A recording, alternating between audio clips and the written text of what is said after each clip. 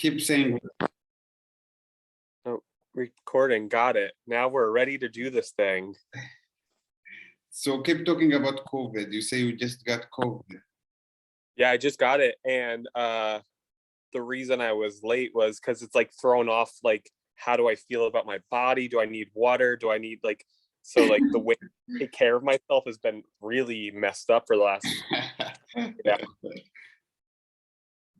So do you know where did you got it? So I am from New York City, but I live in LA now. I was visiting New York last week, and then I noticed on the airplane home I felt tired. So I thought that I was just tired from being on the airplane. And then I got home, I took a nap, and I woke up and everything felt like it was on fire. And I was like, that's not what this is. So I assume I got it in New York. And then I told all of my friends who I hung out with, and none of them have it. So maybe I just got it on like the train or something. Imagine, should I say I'm one of the few people who haven't got COVID? Is there like a few people, or is there a lot of people? I thought I was the only person on the planet who didn't have it yet.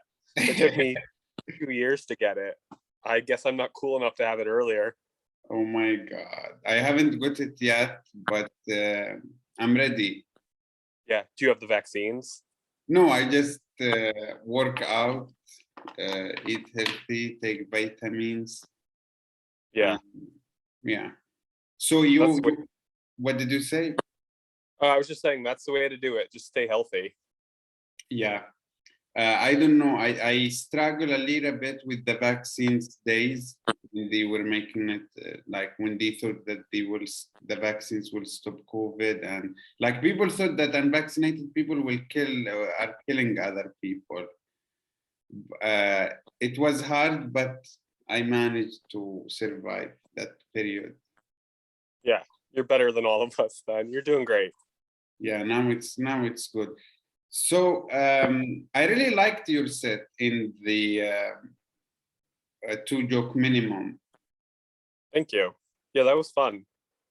I used to do, so year one of COVID, so March 2020 to March 21, I was doing Zoom stand-up nearly every day and like 2 or 3 a day. And then like a year ago, I got burnt out. And that was my first time doing Zoom stand-up in like a year. Wow. And it was fun to get back. How did you get burnout? Because so for me, I feel that, for example, if you work out in the gym, and let's say you would take heavy, and then you smash your back, you destroy it or anything. I feel it's the same with the brain, but what do you feel that's what happened to you? Yeah, I mean, I go to the gym often, so I could, like, this is a good example of like the days where if I go to the gym 5 days in a week or 6 days in a week, I don't feel like I got stronger because I didn't give my muscles the time to like build themselves up. And so I did over 600 Zoom shows or mics from March of 20 to March of 21.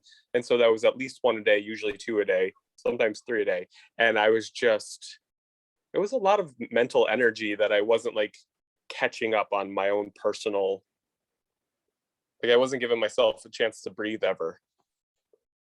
Because I was like, if I keep doing this, I'll distract myself and I won't have to face the reality that people are dying. So, but how do you, like, what would you tell yourself before? If you are now, how do you find that medium that you don't burn out and you keep progressing? Yeah, I think, I mean, do you know the book, The Artist's Way, by any chance? I heard of it. Yeah, The Artist's Way, they have a really good thing in there of that you should only work like 5 days a week on your creative stuff. And then 1 or 2 days a week, you should like put it aside. Don't do stand up for like, if stand up's your art, for 1 day a week or 2 days a week, do not do art. Don't do stand up. Don't watch comedy. Don't even think about comedy. Go on a walk, go to a museum, go to a baseball game or whatever sport you like. And so it's just been trying to find like other hobbies that, I forgot what they call it. It was like an artist trip or an artist day or something like that. But like one day a week where you don't do anything comedy related. And I feel like that's been good. Of just like, I started watching soccer, so that's been a thing to get away from comedy for a little while. I think, to be honest, I also think it depends. Like, for me, if I don't do comedy, I feel like I will be depressed. Like, I look forward for the Zoom mic every day because I feel like it's an escape for me. It's fun. So I work online and I get so depressed with work, like, because I'm just here sitting alone. And when I know that there is open mic coming in 1 hour or 2 hours, it's like, yes, okay, it's even gives me the energy to work. So that's how I take it.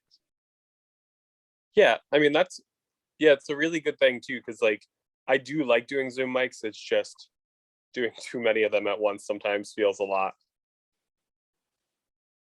Yeah. And is it like tough working online? I imagine like so if you're online all day and then, I don't know, that just feels very difficult. You mean that I do work online and then I do the Zooms online?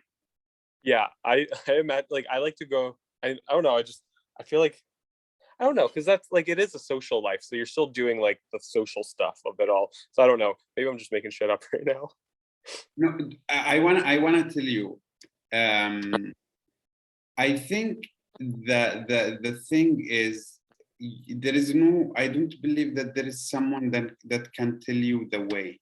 Like if you Yeah, read the artist book, I think it's about knowing yourself, who you really are, knowing how can you manipulate your mind and your body to be creative, and you are the only one who can find this because you are living inside this body.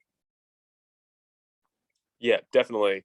uh One of my first improv teachers, he would like, after we would do a scene, people would be like, give us notes, and he would like, I don't give notes. What I do is tell you to think about what worked for you and what didn't work for you, because like I could tell you all the rules, but none of that shit makes sense. So basically it's just like assessing what like the things that worked for you were. And I think Because that's yeah, keep going. oh no, I was just saying that's what you just like, basically you're like, yeah, whatever works for you. Like you could listen to people, but like everyone could talk all day long, but until you practice it and notice that it works for you. Yeah, okay. What I want to tell you is I was able to find a routine that allows me to listen to my sets maybe 3 hours a day also. So I live so I first of all, by finding who I am, I feel that I am more creative at night. Do you feel that you are more creative at night or morning? At night, definitely. I feel like this is weird. I'm the most creative when I'm sleeping. Uh, I Okay. I I start thinking of jokes in my sleep, and then I wake up, and sometimes I'll write them down and be like, that was terrible, but sometimes I'm like, that was actually pretty good. Wait, can you say again? Do you wake up from your sleep and write your jokes, or do you write them when you are sleeping, or what's going on? Sometimes, yeah, sometimes I'll wake up while I'm dreaming. I'll think of a joke, and I'm like, oh, that's pretty good. And then I'll wake up and I'll write it down and not really think about it for the day. Sometimes they're good, sometimes they're really bad. Uh, What? So you yeah, are sorry, you are in your dream and you are thinking about jokes. yeah, a lot of times, yeah. Can you give me It's, an example? uh, let's see, I mean, one joke that I know that I wrote while I was sleeping was, and this is a stupid one-liner that I wrote a long time ago, but today I ran a marathon for nice guys. We all finished last. And I wrote that joke while I was sleeping. That joke does either really well or really bad. But yeah, I know, like, I don't know why, but while I was sleeping that night, I thought the phrase marathon for nice guys. And when I woke up, I was like, what the hell does marathon for nice guys mean? And then just like using stupid joke construction is like, oh, nice guys always finish last is like the common phrase. Yeah. And so that's all that joke was. But I feel like I write stuff like that while I'm sleeping. Or I've been trying to, I used to only write one-line jokes. And now I've been trying to write like more story stuff. And so I feel like I think about what I want to talk about while I'm sleeping. It's very strange. So that's like, what's your comedy? What's your writing process? My normal writing process is I force myself to wake up at 7 or 8 a.m. I feel like if I sleep in, I can't be creative that day. My brain just shuts off. I wake up at 7 or 8 a.m. and then I go for a walk for about an hour. And then I go to a coffee shop and I journal for an hour. I can't, not even trying to be funny. I just, today this thing happened. Today I got sad about this. Today I was happy about this, whatever. And then usually like, and then later I'll go back and read it, but not, I give it like a couple days. And then I try to find like things that are relatable to like regular life. Cause if it's like relatable, I'm like, I could talk about it to you right now or whatever the thing is of like, oh, today I was sad because my favorite soccer team lost or whatever the thing is. There could be like a joke there or whatever. So yeah, it's just journaling. I found this process actually. Do you know the band Weezer? No. Weezer is a popular band, and they were on this podcast. The singer was on a podcast, and he was talking about his writing process. And all he does is journal, and then goes back and reads it like 2 days later, 3 days later. And the way he writes songs is just highlights phrases that he liked that he wrote while he was free writing. And I was like, oh, that's amazing. I'm stealing that. Wow. And I think also, for example, if you enjoy being high or anything and you are in good mental state, then you're gonna be like, yes, I wrote 10. This is the best of them. One of them is good. Or wow. Yeah. Wait, did you say being high? Do you write well while you're high? Yes. I don't know, bro. It's fucked up because it's illegal where I am. So I won't tell anyone. I hope no, I just hope nobody will hear this podcast that lives here. Yeah. I cannot write at all if I'm high or drunk. I just turn into a stupid mess. So you can focus more when you are like yeah, I have to be very like clear-headed. I have to like do yoga or work out or something. Like I have to be like healthy if I'm going to write. If I'm trying to do anything that's, yeah, if any drugs, alcohol are involved, I cannot focus. bro, that's beautiful because look, it's amazing when you find who you are. Some people are like you can't, you just can't. No, this is bad, and people try to apply it on themselves. It's fucked up. Yeah. Yeah, it definitely is. I feel like, I mean, it's different for everyone because I know people that write really well when they're drunk or high. And I'm like, I wish I could, but I can't get there. Yeah, and no, you don't have to. I think that it's cool that you know what works for you. That's it. And you said you like to go work out, and right after the workout you start writing, or what do you mean? Yeah, well, my process is I go for the gym it's only a 20 or it's like a 10-minute drive from my house, but I like to walk there because it takes about an hour and I could just throw in some music. And I listen to, it's really cheesy. I listen to like instrumental music. So I'll listen to either jazz music or classical music, or there's a genre called post rock where it's just rock music without lyrics. So anything there's no words in, I'll listen to while I'm doing my walk. And then I work out for about an hour, usually just cardio because I hate lifting weights, but I love running and I love stairs. Those are my two favorite things in the entire world. And then after that, I go to a coffee shop and just try to focus for like an hour and just write whatever's on my mind. And it always seems to work. So you listen to music for 1 hour. You like to work, which is cool. I don't know what you do when the weather is fucked. You don't write jokes. No, not really. the jokes come out usually when just when I'm not thinking about them. I feel like if I try to if I sat down right now and said, I'm going to write a joke about this podcast, or if I'm going to write a joke about COVID or whatever the thing is, I don't think I could write that. I feel like they either, actually a lot of my jokes come out when I'm texting my friends. Do you ever have that? Is that cheating to write a joke?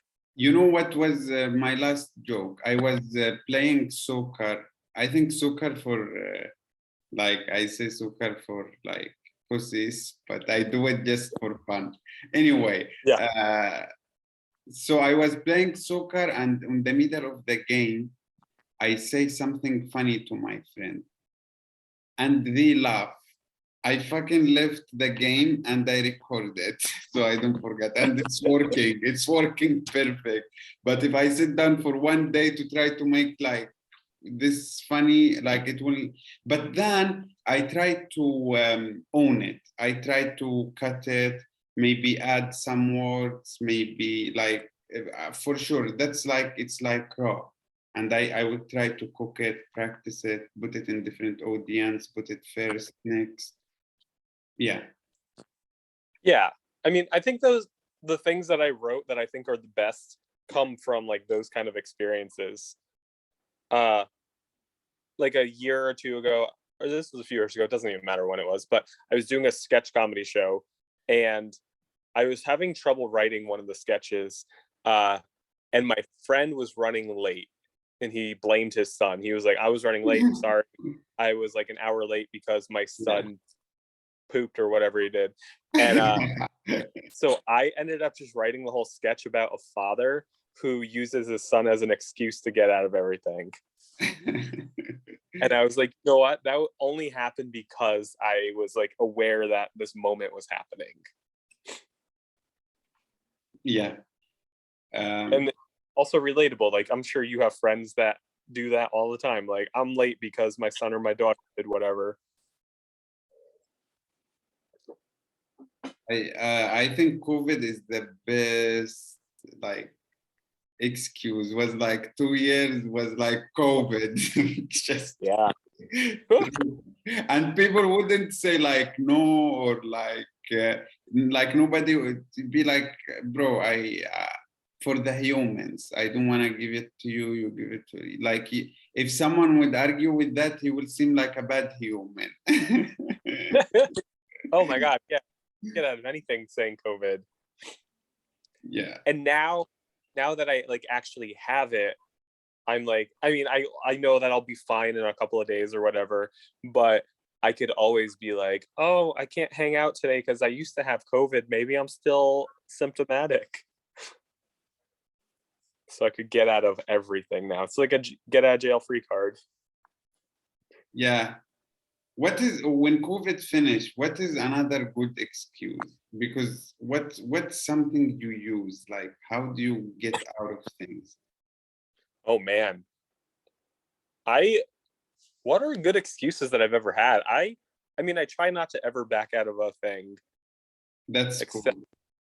Yeah, except COVID. Yeah, because like, what are excuses that I've used to get out of like comedy shows? I mean, I always used to like use like my mom or my grandma, but they both have, my grandma died from COVID, so I can't even use her as an excuse anymore. Shit. Man, I don't know, you are talking about your grandma and you are smiling, so I laugh. I'm not, but no, you're allowed to laugh. The thing is, I write jokes about it, so we're allowed to laugh about it.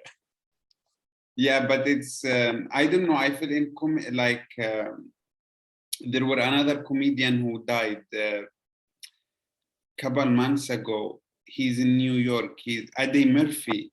What's his name, or no? I kind of like, I don't know. I just have not been paying attention, honestly. Okay, I don't know even who is Eddie Murphy. It's just the name that pop up in my mind. So anyway, there were famous comedian who died, and I'm sure you knew about it. It was all over Facebook, just like Will Smith and Chris Rock. Anyway, but the funny thing is, everybody was making joke about it, and I'm like, fuck, in comedy, even when people die, like people are wired just to make jokes. So even when someone died, they would like, we are laughing in the Zoom with some jokes that doesn't bomb. Yeah. So I started writing comedy because, I mean, I think I really started because my mom died. Wow, how long ago? It was 17 years ago now. Wow, my brain forgot how long ago it was. But my mom died when I was 20 years old. And she had the darkest sense of humor ever. And she would tell me the worst jokes. So that's all I knew as a kid was like, I'm not even going to say some of them because they were awful. But she would tell me the worst jokes. And then when she died for a few years, I was like really just sad and not dealing with it. And so I was like just mean to people. And then one day I discovered if I wrote jokes about her dying, I could talk about it, but also heal myself. And also someone else's mom died, they're going to laugh at that joke. So there are people that think that's funny in a weird way. I know it's like crazy, but like it's a way to relate to people better too. I think that's also the part of comedy where you can bring the funny out of what you want people to relate to. So, for example, I do the jokes about, for example, the health system in Yemen, how it sucks, or how Mhm. people, I make it funny, or how people are suffering. So I find like people who had like strict parents, because I also grew up with religious parents, will Mhm. relate and laugh. So that's also the beauty of comedy. That like, I'm not saying that you make fun about people that their mom died or like you are disrespecting their moms, but it's there is no art that can like bring from the pain some fun and make you like relax and relief. Yeah. And it's funny because like sometimes I'll tell jokes about my mom and audience members will get mad at me over it. And I mean, I wrote a so most of my dead mom jokes are like pretty like nice. One of them, I mean, the nicest one is last week was my mom's birthday. We had a seance to wish my mom happy birthday. She Ouija'd back new life through this. And it's a lot of jokes like that. But like sometimes people get really upset and I'm just like, this is my thing to be upset about. You cannot tell me what to joke about, especially if I'm not making fun of you. I'm not making fun of like you, your family, or whatever. So I get mad at those people who are like, stop making jokes about your mom. And I'm like, no, I'm not going to do that. So like, do you find these people like in the audience or? Yeah. I mean, the last one, the last time I did dead mom jokes was about a year ago and it was on Zoom and someone DM'd me and was like, stop doing that. Wow. Uh, and, like, but then I wrote a joke about that and I was like, this person DM'd me and they're like, stop roasting your dead mom. And I was like, I can't roast her any worse than the mortician did. And so I was like, there's always a joke, but like sometimes they're a little too dark. I get that. I won't, if I ever get on like the Tonight Show, I'm not telling dead mom jokes. Yeah, but so when do you like? Can you read your audience? Can you tell like, okay, this audience they will like the mom joke? Because sometimes you see people like us. I feel like mostly like guys on their like 20, 30s, 40s. They don't give a fuck. Some of them. Yeah. And you can see on their faces like this guy, he will jump on his stomach from building to the swimming pool just to make his friends laugh. Yeah, I'm pretty bad at reading. I'm getting better at reading audiences, but I'm not good at it yet. And now instead of I used to get so nervous that uh there's videos of me, I can't even find it right now. There's a video of me doing all my jokes, reading them off my iPad because I would like I have to say all these jokes perfectly or else I failed. And I used to like script out my stand up 100%. And now I'm just like I write out like just the title of the joke and because I'm like, who cares if we do something else a little bit different? It's not a big deal. And I also started my sets now with, hey guys, just to let you know, I sneak one bad joke into my set. So if you don't laugh, that's the one bad joke. And in my show the other day, there was like 5 bad jokes that no one laughed at. And I was like, thank you for understanding. That was also the bad joke. There's more than one bad joke. Yeah. So I'm like getting better at hearing the audience, but it's taken me a while. So what do you mean by a while? Like a while, like how can you tell me a time number? Tell me number. Actually, I have a good story too. And but like I've only been doing stand up for like 3 years, but I did improv for 10 years before that. And the one time that I remember, like the first time I remember that I did good at listening to the audience was we were doing improv and there was not very many people in the audience. There was only like 10 or 15 people, and our show was supposed to be 20 minutes long. My group was doing 20 minutes. And like 10 minutes into it, I realized that we were not doing good. The audience was just quiet. They weren't into it. And we were just doing our own thing. And then I kind of just said, time out, guys. We're going to, out loud, I said, hold on, we're going to stop the show right now. And they're probably like, what the fuck is wrong? And I was like, this isn't going well. Let's talk to the audience. And so I picked one guy in the audience and I was like, hey, I know this isn't going well. What do you want to see the rest of the show to be about? What do you want it to be about? Because I realized we weren't connecting with the audience. And so the guy that I picked was a French guy. I remember very specifically because very accent. I couldn't understand him. I'm a New Yorker who barely understands anyone who's not a New Yorker. And I was like, what do you want to see this show about? Like, what's your favorite thing about living in France? And he said, the girls. But I thought he said the girls. I thought he said the goats. Yep. And so when we started our scenes back up, it was about a guy flirting with French goats. And so like the last 10 minutes of the show, he really loved it. They all really loved it because we made that connection that wasn't there before. And yeah, I wish I could do that better in stand-up. I don't know that I've done that well in stand-up, but I did that well in improv. Yeah, so improv, is it like, what is it? What's the difference between improv and stand-up? Improv, I did long form improv, so it's not like whose line is it anyway? That show. There was a show in America in the 1990s called Whose Line Is It Anyway? And that's like what everyone thinks improv is. What we did was scenes. So I would walk out and be like, hey, this is my team. Could we get a 1-word suggestion? And so you would say like shoes or whatever, like the audience would say like a 1 word. And then we would do a 20-minute show just based off that 1 word. We would never stop and talk to the audience. And we would just do like little made up skits for everyone. And so the big difference is you're not interacting with the audience at all. And what you're taught in improv is to like, just kind of ignore the audience. And I think that's the stupidest thing you could do. Because I'm like, no, they're there to be entertained. And if you're ignoring them, you're not paying attention to like their silence. And silence is not always good. There are a lot of wrong information and ideas.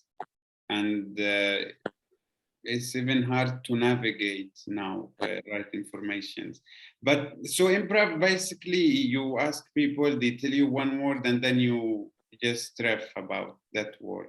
But stand-up comedy, write jokes. Yeah, basically. So what improv basically is just doing like, those riff open mics where they're like, you're talking, is that? So it's just basically doing that with like 2 or 3 people on stage with you. That's, I would say that stand-up comedy is safer because at least you know what you're gonna say. You have the joke. But improv, if someone tells you about something weird and then you are like, what? Yeah. Because stand-up is safer because you get to plan everything. If you don't want to pay attention to the audience, you don't have to. Like, you could go up there and you could read your set or whatever.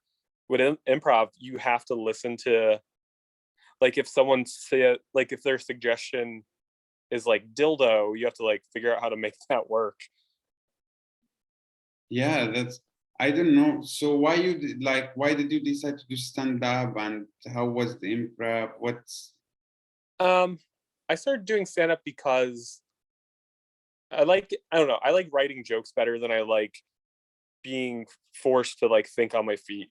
Like I like thinking on my feet, but I feel like there's a balance of I want to plan a little bit and I want to think a little bit.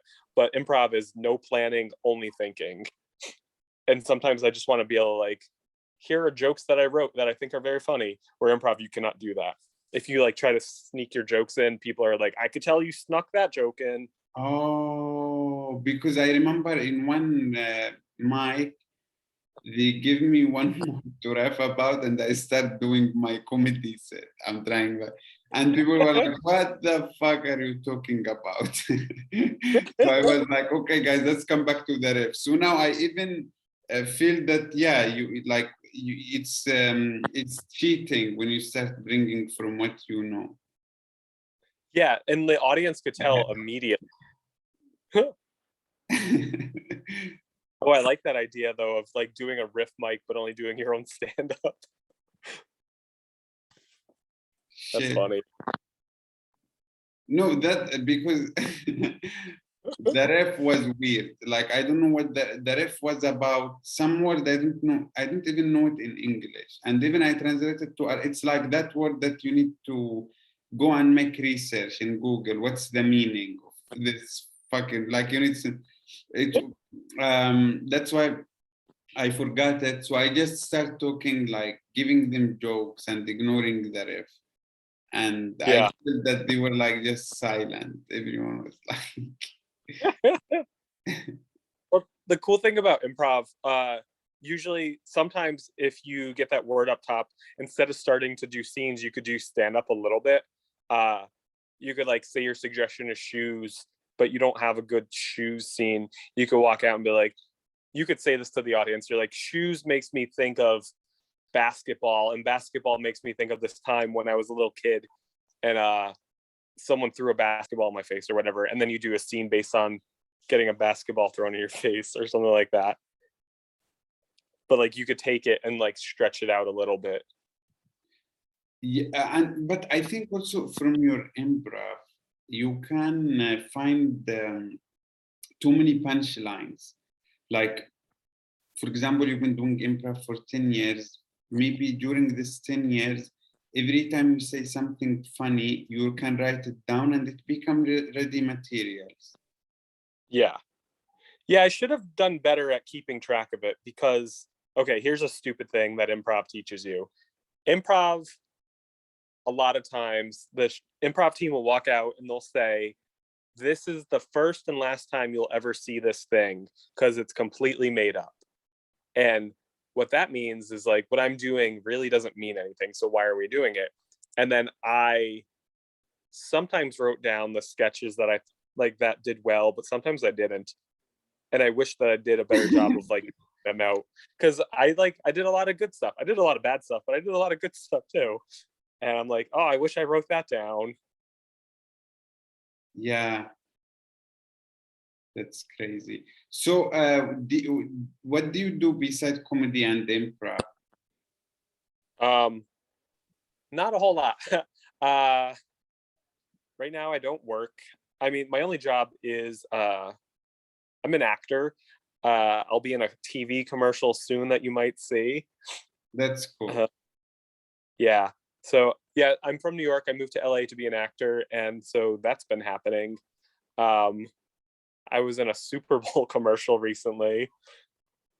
Uh, That's nice. yeah, I I got tired of working a job that exhausted me. So then by the time I got to comedy, I was too tired to do it. So I was like, you know what? I'm pretty young. Like I'm 36. I'm not like young anymore. And I was like, I have to focus my energy now because if the window is closing to get famous, I mean, I don't want to get famous, but the window is closing, right? So you got to like do this now. And I'm like, I'll work a regular job in like 10 years if I'm not successful. Yeah, But like right now, I'm making, it's crazy how we have limited time, and it's short when you think about it. yeah. And I started late. I was 26 when I started doing comedy, but I feel like a lot of people start when they're like 18. I don't know. It's weird. Some people they are 60 and now, and they started when they were 40. Yeah. But honestly, I would rather watch a comedian who was old when they started because like they have more stories to tell. It's crazy that some people they are in their 60s and they are starting and they are like, I don't have time. I wish I'm 30. Yeah. These people, but you know, they do it because they are like, at least I am having reason to live, and like pushes me. Yeah. I like that. I mean, that's a good like Lewis Black. He didn't start till he was super old and he's done well for himself. So I'm like, you know what? I'm only 36. So like I still have at least, I don't know, like 30 or 40 years if nothing crazy happens. Not crazy, huh? Something like falling, yeah, accidents, all this crazy stuff. Huh. Yeah. But also, I feel like we have short time here in Earth, and we also don't have enough information. Like, for example, you know, for example, when you see a dog, and this dog will have just 15 years or 10, and Mhm. they don't have enough information. They just eat, and you know, and I feel that we comparing by how much information we know about the universe and why we are in Earth, I feel that we and dogs have the same access of information because we don't know, and it's too big for both, you know, us and Mhm. we just a little bit smarter that we figure out how to make house, how to make, you know, but I feel like Yeah. we are just as stupid. What do you think? Yeah. I mean, if you like the evolution of dogs, they are just as smart as we are. They're very manipulative. Uh, the reason that dogs are pets are because they figured out how to look cute so that we would feed them and keep them warm. So they were smart enough to be like, oh, those are the smart people. Like humans are smart, everyone else is dumb, right? So the reason dogs were domesticated and like tigers weren't are because dogs were like, I need your help me. What? Yeah, there's a whole study of like 10,000 or 15,000 years ago, dogs just recognized humans for good. And that's why dogs, like, they used to look like wolves and now they look cute and cuddly because they practice like changing their face. And so it ended up evolving so that they are more like pleasing to a human. You know, the cats are trying to like be, but dogs are like on the top. It's uh, like I don't know if you have cars, like dogs are like the best car, like Tesla, Rolls Royce. You know, they are like the smart, and cats. I feel like they are like the Japanese cars, or but other I like animals are dogs. idiots. What? I said I like dogs so much better than I like cats. You know what's crazy? So I here where I live, there are too many homeless cats. Normal homeless, like to see homeless cat in the street. It's like one of the most normal things here. It's part of the life. And now I see some dogs, but dogs it's rare to see homeless dog. But cats, it's like as I told you, part full of the garbage. Every time you throw it inside, cat will jump on you. Yeah. Oh. Anyway, when it was winter, the fucking homeless cats. I don't know now. People who loves cats will be like, "Don't say fucking." Anyway, but these cats would come up to the stairs inside the building, stairs to, and some of them are fucked in the brain. When you are coming from the stairs, they get scared and they start running on down on you. They feel like you will attack them. but Yes. some of them are will follow you and will try to come inside your house and will be like meow and will try to touch the door and and polite and sit down. I'm like, fuck, like even animals, there are assholes, there are cycles, and there are ones that try to survive and some will fight, like the UFC cats are like this.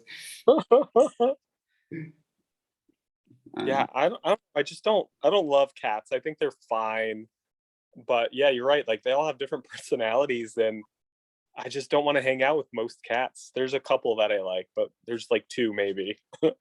but it's the sexual, like there is nothing called bitch in animals or whore or like they all fuck.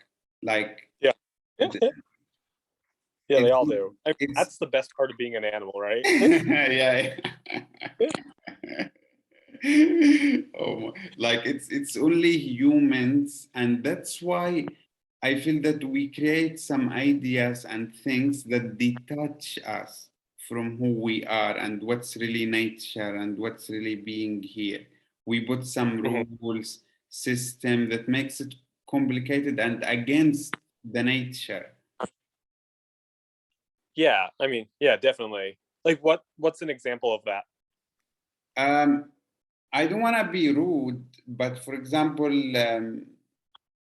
I mean, like, I'm not against married. If you love someone and you want to be with them, that's cool. But for example, Mhm. in Arabic country, let's say where I come from,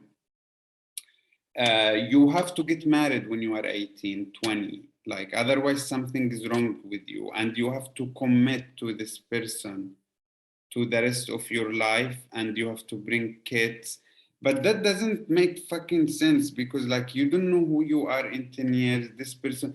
And also they make the future of the kids depend on the parents. If they love each other, the kids will grow in. If the parents will hate each other, the kids will be homeless and they would like, Yeah. yeah. And the kid is like, what's wrong with you? He's like, oh, my parents divorced and my childhood was traumatized and I don't. So, I don't know. Because I feel that there should be companies for kids to make kids. This is my new theory. I like that. I feel that you cannot count on two humans. Oh, I love you, let's have kids.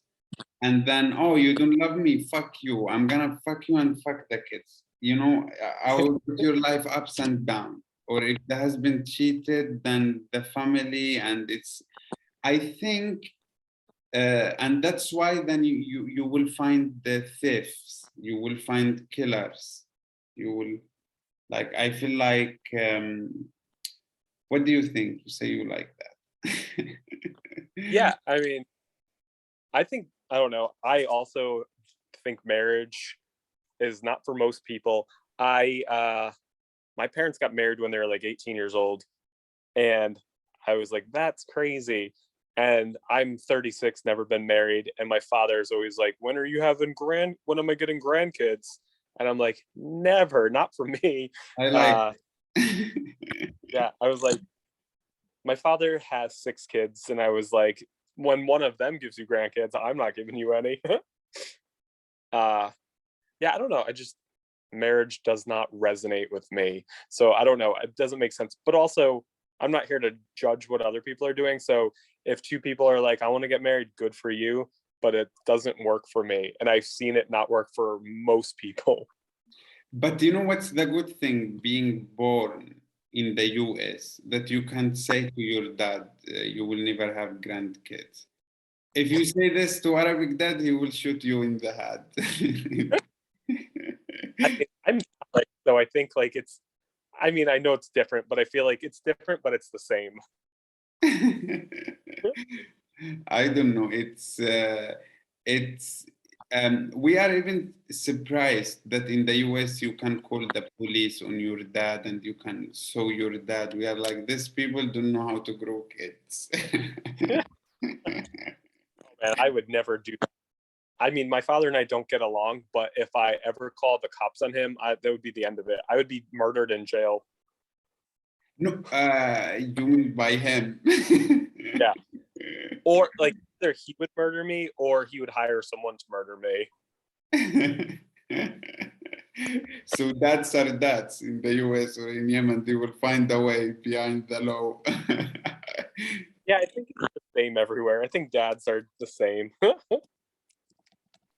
Yeah, like what I was thinking is that there should be.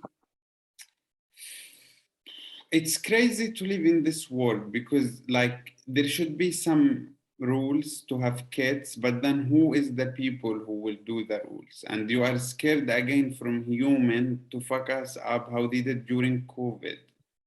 Like when you Yeah. give some people the power to do the rules and then they use that power. So Mm. it's like fucked up both ways. It's like that's just the reality. We are fucked up. Yeah, I mean, because you don't know who's making the rules, and they might seem like a good person, but all of a sudden you're like, wait, what does that rule mean? Why is that the rule? But that's why now I think that the AI machine is what will save us from this humans' thoughts and Huh. I've never heard anyone say that before.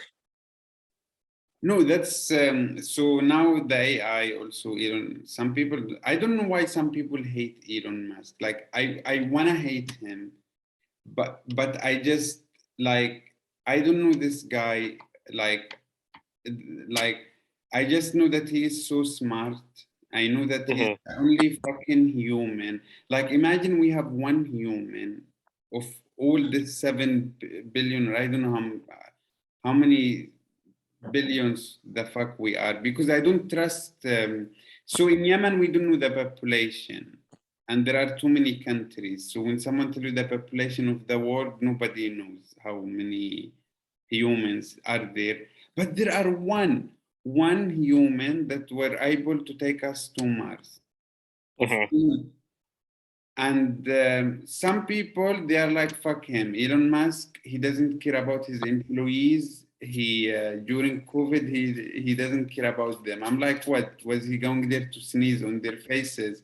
It's just he is so smart and he is above and he knows it's just a small disease anyway. But I don't know what we were talking about. But coming back to I don't know what we were talking about. uh, I do. You said that you trust AI.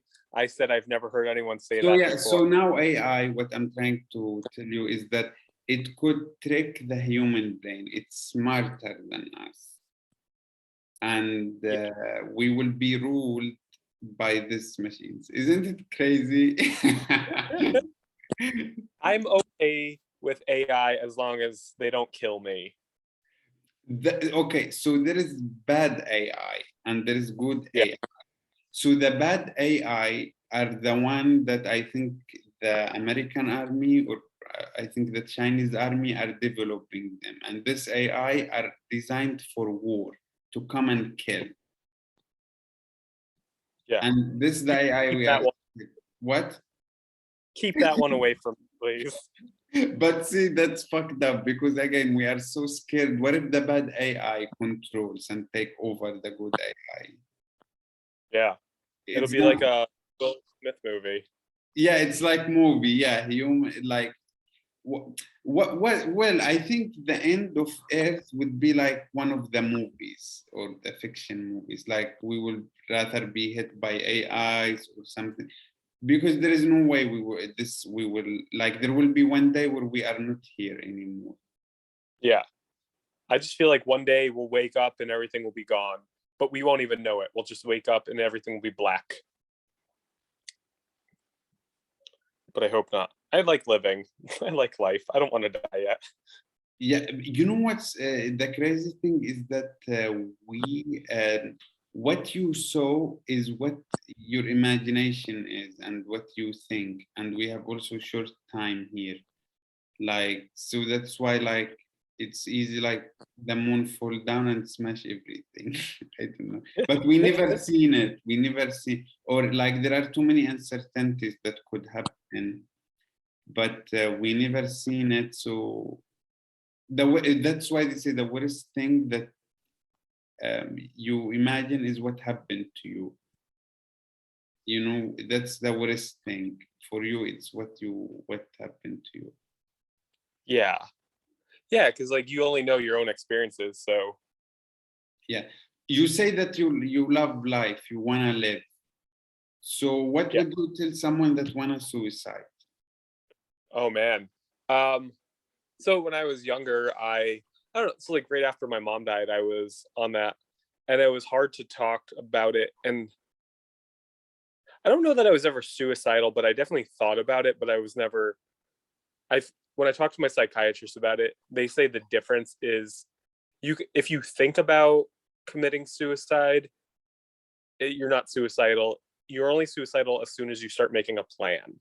And like it doesn't like if you don't make a plan, then it doesn't count Really? yet. And so there's no concern if you just think about dying. So I never got to a plan phase as a kid. And but like I think from the people that I know who've had that issue, I just feel like they're not being heard. So I feel like you just got to talk to them. I feel like people just need to be talked to more. And I feel like there's a way to like break through, listen to people, because everyone's different, as we all know. And so it's just like, how do I like make this person feel like they're heard? How do I empathize with them? I feel like I really try hard to empathize and understand as much as I can from everyone, because I don't always agree with everyone. I don't have to agree or disagree with someone, but like I don't want anyone being sad. Even people, even my enemies. I want my enemies to be happy. Yeah, you seem like a nice person. Thank you. Yeah, it's That's the thing anyone has ever said to me. I don't know, some people yeah, that's also crazy. Like, why do you seem like a nice person? And some people you would feel anxious, or you feel like as soon as you give him your back, he will fuck you up. Yeah. And you don't I mean, know. yeah. Yeah, you never know. And it's just like a feeling, but like A feeling, I yeah. keep feeling uncomfortable around people, and I don't want to make someone else feel uncomfortable. So I really try hard to like be my true self and also just be nice. Yeah, but some people like you just look to his face and you're like, stay the fuck away from me. Like you know that you will not even be his friend. Yeah. uh But why? Why is it like?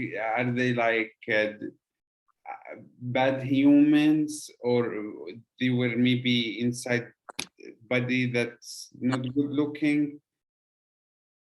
um I don't know. So my this might be a stupid answer, but uh I have figured out that I mean, I grew up in New York City and Los Angeles, so I was always around a lot of people asking for money on the streets, a lot of strangers just walking up to you, right? And I realized that if I change my face while I'm walking, people will leave me alone. And so if I have like a regular face on, I might get approached. But I realized that if I just start going like a little bit like if I look stupid or if I look angry, I don't get bothered as much. And so sometimes while I'm out in public, I do that. And so I think maybe like mentally, whatever you're thinking, you're like maybe putting out a little bit of like, don't Oh, like if I'm giving you like a fuck you face, it's like don't bother me, and like that'll keep you away from me. Sometimes I just do it just so like oh, yeah, if I'm out in public and I don't want someone to be like, hey, do you have $1? And I'm like, I actually don't have money right now. you just look serious. You look like don't fuck with me. I'm on Yeah, my zone. me. I'll slap you in the face like Will Smith. That's rude what he did. Yeah, I hate it.